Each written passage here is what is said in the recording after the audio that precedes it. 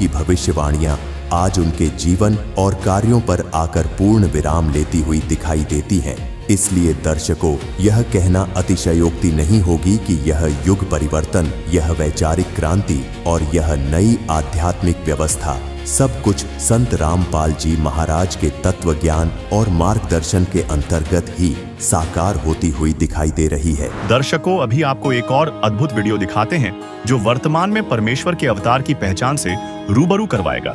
जिसे आज के लोग कल की अवतार समझ रहे हैं, वो सभी लक्षण संत रामपाल जी महाराज से मिलान कर रहे हैं। कल की अवतार जीते जी कई बार मृत्यु को प्राप्त होंगे। अब आप सोच रहे होंगे कि ये क्या बोल रहा है। असल में हमारे संत रविदास जी ये बात को लिख कर गए हैं कि वो जीते जी कई बार मरेगा। तो आज हम इस पर बात करने वाले हैं। संत रविदास भविष्यवाणी लिखकर गए हैं और वो इतनी लंबी भविष्यवाणी लिखकर गए हैं कि जब अवतार आएगा वो क्या क्या करेगा, दुनिया में क्या क्या होगा, वो सब बता कर गए हैं। लेकिन हम केवल उनकी भविष्यवाणी से कल्कि की पहचान को डिकोड करेंगे कि कल्कि अवतार कैसे होंगे। आज आपको कल्कि का असली स्वरूप बता दूंगा कि कल्कि अवतार कहीं आपके आसपास में ही तो घूम नहीं रहे। तो स्टार्ट करते हैं। सबसे पहले अगर आप अभी गूगल करेंगे संत रविदास भविष्यवाणी तो आपको यह भविष्यवाणी मिल जाएगी।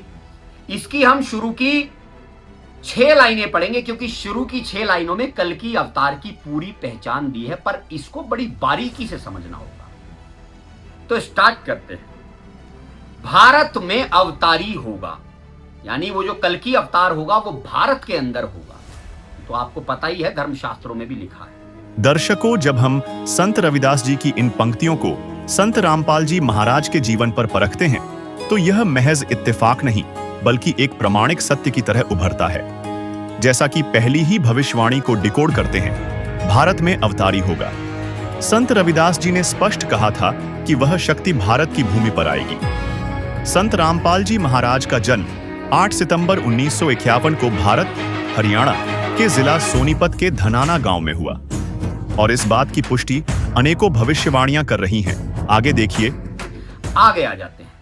जो अति विस्मयकारी होगा, यानी जो बहुत ही अद्भुत प्रकार का ज्ञानी होगा, वो पल भर में किसी सांसारिक ज्ञान इतना जानता होगा, पल भर में वो आध्यात्मिक ज्ञान में घुस जाएगा।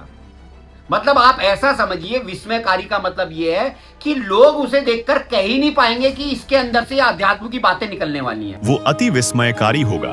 संत रविदास जी की यह पंक्ति सबसे अधिक हैरान करने वाली है। विस्मयकारी का मतलब होता है ऐसा जिसे देखकर बुद्धि चकित रह जाए, जिस पर यकीन करना मुश्किल लगे। संत रामपाल जी महाराज को देखिए, वे किसी पारंपरिक बाबा की तरह नहीं दिखते। एक साधारण व्यक्ति जो पहले सिंचाई विभाग में जूनियर इंजीनियर थे। एक ऐसा इंसान जो आम नौकरी करता था, अचानक ऐसा ज्ञान देना शुरू करता है जिसे हजारों सालों से बड़े बड़े विद्वान और शंकराचार्य भी नहीं समझ पाए। जब उन्होंने पहली बार कहा कि कबीर ही पूर्ण परमात्मा है, तो दुनिया को यह कैसे संभव लगेगा। लोगों ने मजाक उड़ाया, यकीन नहीं किया। लेकिन संत रामपाल जी महाराज ने श्रीमद् भगवद गीता, ऋग्वेद, पवित्र कुरान और बाइबल जैसे ग्रंथों से प्रमाण देकर दिखाया कि कबीर साहिब ही पूर्ण परमात्मा है, जिसे आज दुनिया स्वीकार कर रही है। अब आगे देखिए। आगे कह रहे हैं, ज्ञानी और विज्ञानी होगा। अब ये लाइन तो एक लिखी है लेकिन इसमें सारा रहस्य छिपा है। ज्ञानी और विज्ञानी होगा, यानी वो ज्ञानी भी होगा, आध्यात्मिक तो होगा लेकिन विज्ञानी भी होगा, लेकिन आध्यात्म को विज्ञान से मिलाकर देखेगा। जो बात विज्ञान में नहीं है और आध्यात्म में है वो उसको फेल कर देगा, और जो बात आध्यात्म में और विज्ञान में नहीं है वो उसको फेल कर देगा। यानी वो प्रैक्टिकल ज्ञान पर भरोसा रखता होगा।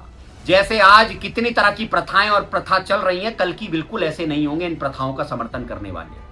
जैसे कबीर थे प्रैक्टिकल ज्ञान रखने वाले, हर चीज को प्रैक्टिकली बताते थे, तो ऐसे ही कल्कि भी होंगे। तो ज्ञानी और विज्ञानी होगा, यानी ज्ञान और विज्ञान दोनों को साथ लेकर चलेगा। यानी आजकल की पढ़ाई लिखाई को वो ये नहीं कहेगा आजकल की पढ़ाई लिखाई तो बुरी है, जैसे आजकल के लोग कहते हैं कि आजकल की पढ़ाई लिखाई में कुछ नहीं रखा, आजकल की पढ़ाई लिखाई तो बेकार है, आजकल के बच्चे बेकार हैं। तो ज्ञानी और विज्ञानी होगा। ज्ञानी और विज्ञानी होगा। संत रविदास जी ने कहा था कि वह कबीर साहिब की तरह प्रैक्टिकल होगा। संत रामपाल जी महाराज ने रटी रटाई बातों के बजाय श्रीमद् भगवद गीता, चारों वेद, कुरान, बाइबल और गुरु ग्रंथ साहिब को खोलकर प्रमाण दिया है। जैसे विज्ञान प्रयोग पर भरोसा करता है, वैसे ही उन्होंने सिद्ध किया है कि ईश्वर साकार है और उसकी भक्ति वैज्ञानिक सिद्धांतों पर आधारित है। संत रामपाल जी महाराज विज्ञान को परमेश्वर का ही वरदान बताते हैं। वे अंधविश्वास नहीं बल्कि तत्व ज्ञान देते हैं। इस विषय में सुनिए।